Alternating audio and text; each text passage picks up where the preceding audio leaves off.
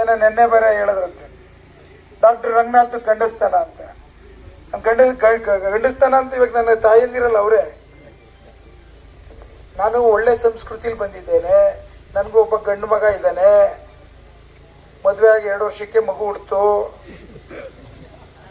ಅವ್ರಿಗೆ ನಾನು ಪ್ರಶ್ನೆ ಮಾಡ್ಕೊಂಡು ಹೋಯ್ತಿದ್ರೆ ಇದು ಆಭಾಸ ಆಗುತ್ತೆ, ನಾನು ಏನು ಎತ್ತ ಅಂತ ಕೇಳ್ಬೇಕಾಗುತ್ತೆ. ಆ ಥರ ಎಲ್ಲ ಸಂಸ್ಕೃತಿ ಬಿಟ್ಟು ಮಾತಾಡೋಷ್ಟು ನಮ್ಮ ಕುಟುಂಬ ಅಲ್ಲ. ನಮ್ಮ ತಂದೆಯವರು ಡಾಕ್ಟರ್ ದೊಡ್ಡಯ್ಯನವರು, ರೈತಾಪಿ ಕುಟುಂಬದಿಂದ ಬಂದಿರೋರು, ಆಗಿನ ಕಾಲದಲ್ಲಿ ಬರೀ ಕಾಲಲ್ಲಿ ಬ್ಯಾಂಗ್ಳೂರ್ ಮೆಡಿಕಲ್ ಕಾಲೇಜ್ ಹೋದವರು. ಇವ್ರ ಥರ ಎಲ್ಲ ಕಪಟ ನಾಟಕ ಆಡ್ಕೊಂಡು ಬಂದಿಲ್ಲ, ಸಂಸ್ಕೃತಿ ಇಲ್ದವರು. ಇವತ್ತು ನೀವೇ ನೋಡಿದ್ರೆ ಅಣ್ಣ ತಮ್ಮದಿರ ಗಲಾಟೆಗಳನ್ನ, ಯಾವ ರೀತಿ ಹಗುರವಾಗಿ ಹೇಳಿಕೆಗಳನ್ನು ಕೊಟ್ಟಿರೋಂಥದ್ದನ್ನ.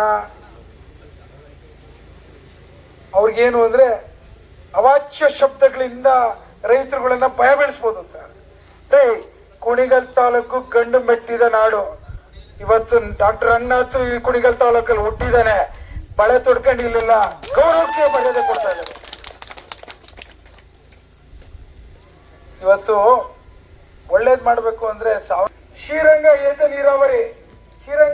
ನೀರಾವರಿಯ ವ್ಯವಸ್ಥೆ ಪೈಪ್ಲೈನ್ ಮಾಡ್ಕೊಂಡ್ಬಿಡೋರ ಮಾಗಡಿಗೋಸ್ಕರ ಅಂತ ಈಗ ಶುರು ಮಾಡ್ತಾರೆ. ಏನದು? ಇಲ್ಲಿ ನಿಮ್ಗೆ ಗೌರ್ಮೆಂಟ್ ಆರ್ಡರ್ ಇದೆ. 2014ರಲ್ಲಿ ಶ್ರೀರಂಗ ಏತ ನೀರಾವರಿನ ಅನುಮೋದನೆ ಮಾಡಿರ್ಬೇಕಾದ್ರೆ ಅದು ಪೈಪ್ಲೈನ್ ಮಾಗಡಿಗೂ ಮಾಡಿ ಉತ್ತರದುರ್ಗಕ್ಕೂ ಮಾಡೋರಪ್ಪ. ನಾನು ML ಆಗಿದ್ದ 2014ಕ್ಕೆ. ನಾನು ಡಾಕ್ಟರ್ ಕೆಲಸ ಮಾಡ್ತಿದ್ದೆ. ದಾರಿ ತಪ್ಸಕ್ಕೆ, ಸುಳ್ಳು ಹೇಳಕ್ಕೆ ಎತ್ತಿದ ಕೈ.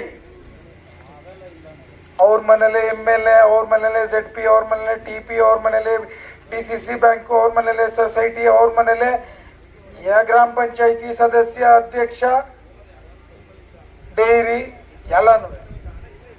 ಅವ್ರಿಗೇನಾಗ್ಬಿಡಿದೆ, ಸಂಕಟ ಆಗ್ಬಿಡಿದೆ. ಇದೆಲ್ಲ ಇದು ಸಣ್ಣ ಪಟಾಕಿ ಡಾಕ್ಟರ್ ರಂಗನಾಥ್ ಬಂದ್ಬಿಟ್ಟು ನಮ್ಗೆ ತೊಂದರೆ ಕೊಡ್ತಾವನಲ್ಲ ಅಂತ. ನಾನು ಅಲ್ಪ ಮಾನವ.